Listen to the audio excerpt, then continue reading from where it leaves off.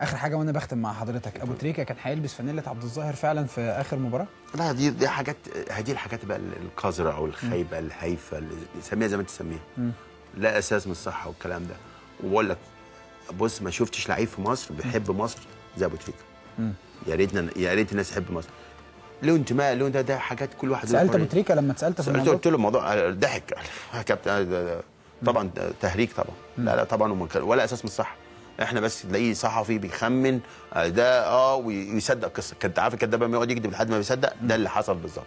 انما لا اساس لا من الصحه. خد على لساني وانا بقول لك قدام كل الناس. ابو تريكه اكتر، بقول لك اللعيبه كلها بتحب، بس اكتر واحد بحترمه جدا، ممكن تختلف معاه اساسيا ولا، بس اكتر واحد بيحب مصر محمد ابو تريكه. في لعيبه ما بتحبش مصر في المنتخب؟ لا يعني حب حقيقي، حب حقيقي. في لعيبه بتحب، كله بيحب، احنا بنحب مصر كلنا، بس في واحد بيحب مصر بيجي مصر الاول وبعدين هو، وفي ناس بتحب انا الاول بعدين مصر. صحيح. ابو تريكه من النوعيات الثانيه، مصر الاول بعدين انا.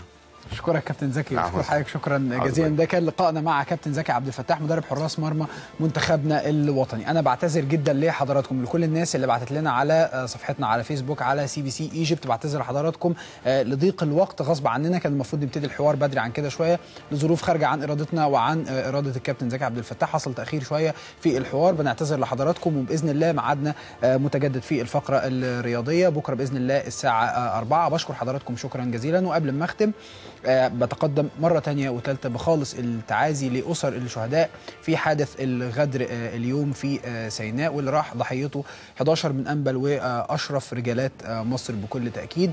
بشكر حضراتكم شكرا جزيلا، بشكرك كابتن شكرا جزيلا. شكرا زميلي.